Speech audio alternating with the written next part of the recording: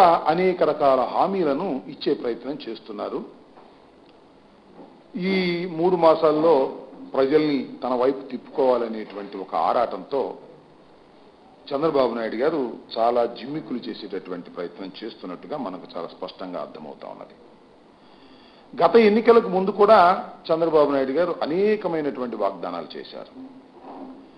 ముఖ్యంగా ఈ ఆంధ్రప్రదేశ్లో ఉన్నటువంటి కులాలకు, చాలా కులాలని మేము మిమ్మల్ని బీసీలో చేరుస్తామని, మిమ్మల్ని ఏమో మరొక దానిలో చేరుస్తామని ఇలాంటి హామీలు ఇచ్చారు. మేనిఫెస్టోలో కూడా పెట్టారు.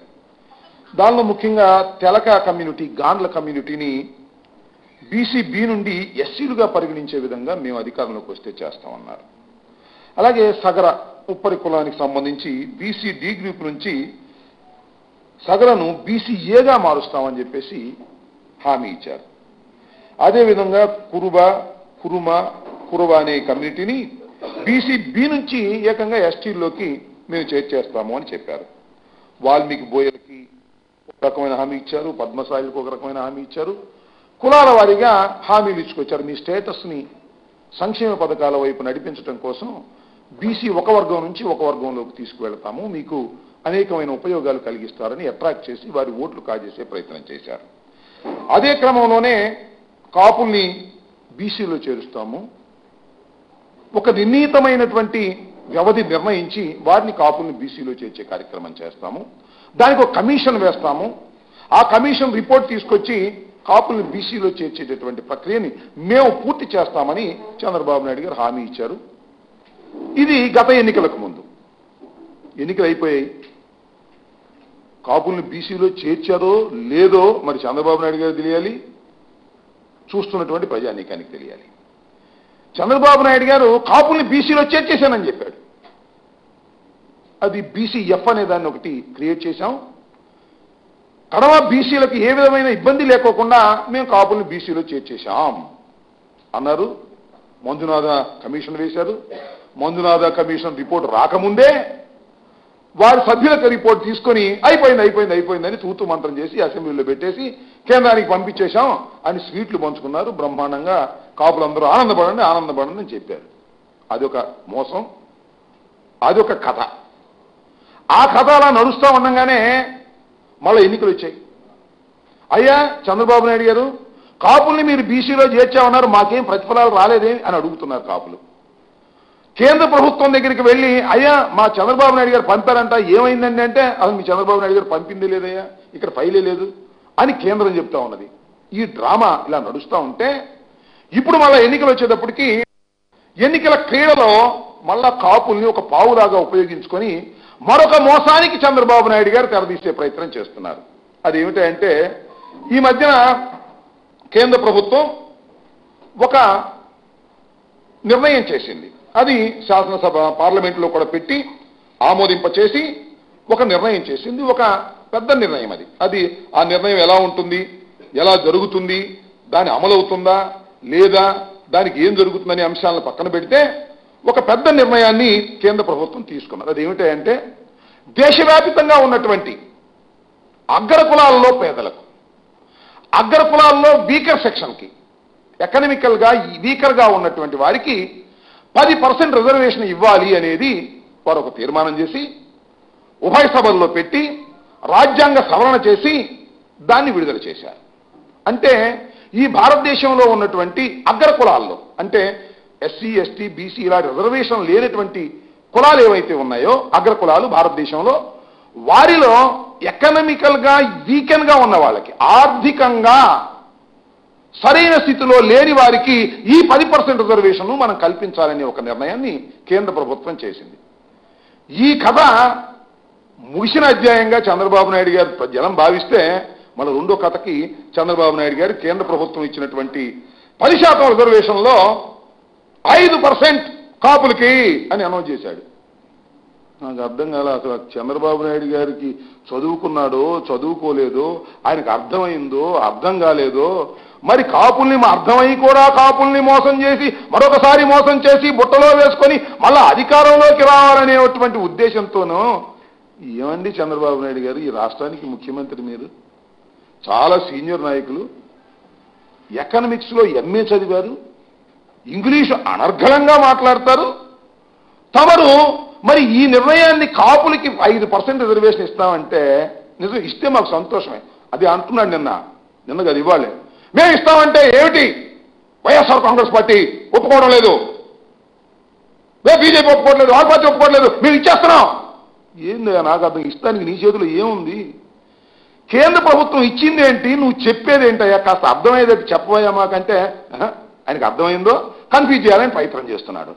కేవలం ఇవాళ జరుగుతుంది ఏంటంటే కేంద్ర ప్రభుత్వం భారతదేశంలో ఉన్నటువంటి అగ్రకులాల వారికి, ఎవరైతే ఎకనామికల్గా బ్యాక్వర్డ్గా ఉన్న వారిని గుర్తించి వారికి 10% ఇవ్వాలని వాళ్ళు నిర్ణయిస్తే ఈయనేమో కాపులకు 5% ఇస్తా అంట. ఎక్కడి నుంచి తీసుకొచ్చిస్తామయ్యా? సాధ్యపడే అంశమేనా ఇది? నిలబడే అంశమేనా ఇది? అసలు అది నిలబడితే లేదో నాకు తెలియదు. ఇది నిలబడే అంశమేనా? వక్రీకరించి కాపుల్ని మరొకసారి మోసం చేయాలనే ప్రయత్నం చేస్తున్నటువంటి చేటర్వి ఈ రాష్ట్రానికి ముఖ్యమంత్రిగా ఉండటం ధర్మమేనా? ఏమయ్యా చంద్రబాబు నాయుడు గారు, కాపుల్ని బీసీలో చేరుస్తాం అయిపోయింది. అరే మంజునాథ్ అనే కమిషన్ రిపోర్ట్ ఇవ్వకోకుండానే ఆ మెంబర్స్ దగ్గర రిపోర్ట్ తీసుకుని అయిపోయిందని మోసం చేశావే. మంజునాథన్ ఏం చెప్పాడు? మంజునాథన్ ఇది జస్టిస్ ఏం చెప్పాడు? నేను ఇస్తేనే రిపోర్ట్, నేను ఇవ్వండి అది రిపోర్ట్ కాదు అని చెప్పాడు. నువ్వు ఇవ్వకోకుండానే అసెంబ్లీలో తీర్మానం చేసి స్వీట్లు పంచేసుకుని, నాకు అడుగుతా ఉన్నా, స్వీట్లు పంచేసుకుని కాపులకి బీసీఎఫ్ ఇచ్చేసావు కదా, ఇచ్చేసి స్వీట్లు పంచేసుకున్నారు, బ్రహ్మాండంగా గలాటా చేశారు, వీళ్ళు వేసుకున్నారు. మళ్ళీ ఏంటో ఇది నాకు అర్థం కదా. ఆ 10% మాకెందుకు ఇచ్చేసావుగా? అంటే ఇచ్చిన మాట అబద్ధమేగా, మోసమేగా, దుర్మార్గమేగా. దాన్ని ఒప్పుకో ముందు. నేను ఇచ్చింది అబద్ధం, మోసం చేశాను, మంజునాథన్ కమిషన్ వేసి తూతూ మంత్రం చేశాను, అసెంబ్లీలో పెట్టి పైకి పంపించేట్టు నాటకం ఆడాను, స్వీట్లు పంచుకున్నాను. అవి స్వీట్లేనా? స్వీట్లు పంచుకుని తిన్నావే, కాపులకు ఇచ్చానని. కాపులు అందరూ నోట్లో స్వీట్లు పెట్టావే, చెవులో పువ్వులు పెట్టావు. నోట్లో స్వీట్లు పెట్టావు, చెవులో పువ్వులు పెట్టావు. అదేమిటంటే కాపులు గంగిరెద్దులాగా ఊపాడు. నీ దగ్గర ఉన్నటువంటి కాపు మంత్రులు ఉన్నారే, నాయకులు ఉన్నారే, నువ్వు ఇచ్చేది కక్కుర్తి పడి మంత్రి ఇస్తావనో, కార్పొరేషన్ ఇస్తావనో, ఎన్నికల్లో సీట్ ఇస్తావనో గంగిరెద్దులు తలకాయ ఊపినట్టు ఊపారే, వాళ్ళందరూ అడుగుతా ఉన్నా. అయ్యా ఆ రోజున మీరు స్వీట్లు తిని కాపులకి 5% బీసీఎఫ్ ఇచ్చేస్తే మళ్ళా ఈ 10%లో ఎందుకు నువ్వు ఇవ్వాలని ప్రయత్నం చేస్తున్నావు? దొంగవు కాదా? మోసగాడివి కాదా? అన్యాయం కాదా? అక్రమం కాదా? ఎంత అమాయకులైన కాపులు ఇంత దౌర్భాగ్యమైనటువంటి ఆర్గ్యుమెంట్ని, ఇంత మోసాన్ని కనుక్కోలేనటువంటి దశలో చంద్రబాబు నాయుడు గారు ఉన్నారా? నేను అడుగుతా ఉన్నా. మోసం, దగ. ఇవాళ కేంద్ర ప్రభుత్వం ఏదో ఒక నిర్ణయం తీసుకుంటే ఆ కేంద్ర ప్రభుత్వం నిర్ణయాన్ని మెలికిపెట్టి ఆయన ఉద్దేశం ఏమిటంటే ఏదో ఈ లోపల నేను మాట్లాడేస్తాను, ఇంతలో నోటిఫికేషన్ వచ్చేసింది, ఎలక్షన్లో నమ్మిన కాపులు నమ్ముతారు, నమ్మిన వాళ్ళు మళ్ళా పోయినసారిలాగా ఓట్లేస్తారు, మళ్ళా గద్దెకి కూర్చుని మళ్ళా పంగనామాలు పెడదాము కాపులకి అనేటువంటి ఒక దుర్మార్గమైన ఆలోచన.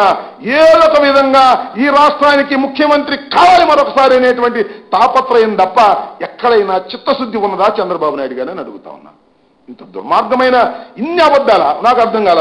ఇన్ని అబద్ధాలు ఆడేటటువంటి మనిషిని ముఖ్యమంత్రిగానే కాదు, రాజకీయ నాయకుడిగా కూడా మనం చూడలేనటువంటి పరిస్థితుల్లో మనం ఉన్నామని మనం చేస్తున్నాం.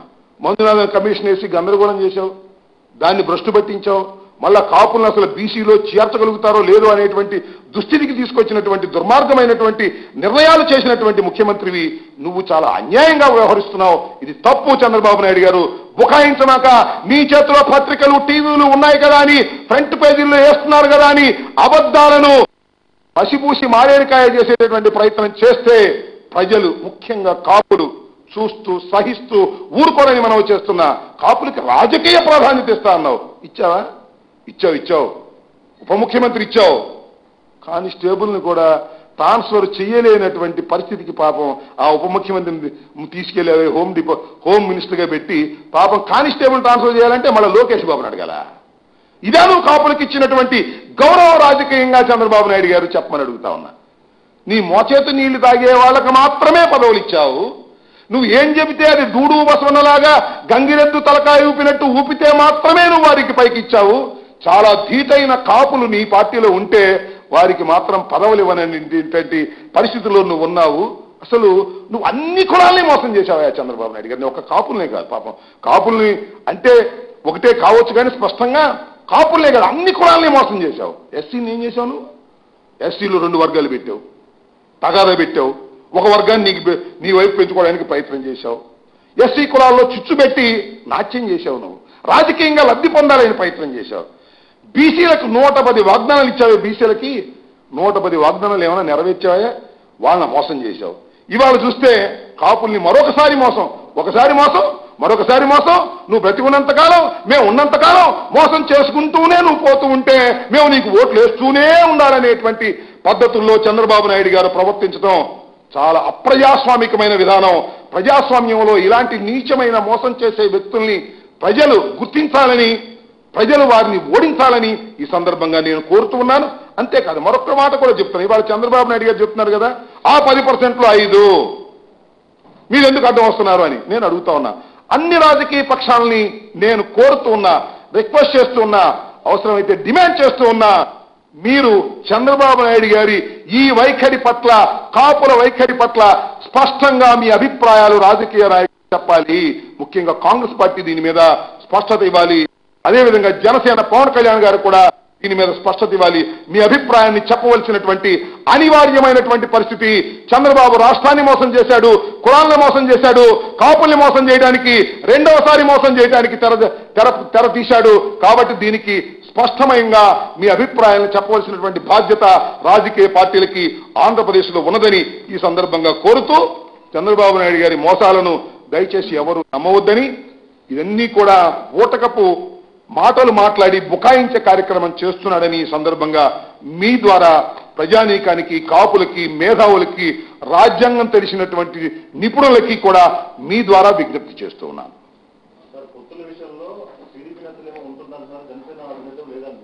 పొత్తుల విషయంలో టీడీపీ వారు ఉంటుందంటున్నారు, జనసేన వారు మాట్లాడడం లేదు. పొత్తంటే ఇద్దరు అనుకుంటే పొత్తు తప్ప ఒకళ్ళు అనుకుంటే పొత్తెట్ట అవుతుంది అంటే వన్ సైడ్ లవ్ ఏమన్నా ఉందేమో మాకు తెలియదు. చంద్రబాబు నాయుడు గారు ఎవరు కనపడితే వాళ్ళతో పొత్తు పెట్టుకోవాలని ప్రయత్నం చేస్తున్నాడు. చంద్రబాబు నాయుడు గారు ఇంత మోసాలు చేసి, ఇన్ని దుర్మార్గాలు చేసి, ఈ 5 సంవత్సరాలు దుర్మార్గమైన పరిపాలన చేసినటువంటి చంద్రబాబు నాయుడు గారితో పొత్తు పెట్టుకోవడానికి ఏ రాజకీయ పక్షం సిద్ధంగా ఉంటుందని నేను అనుకోను.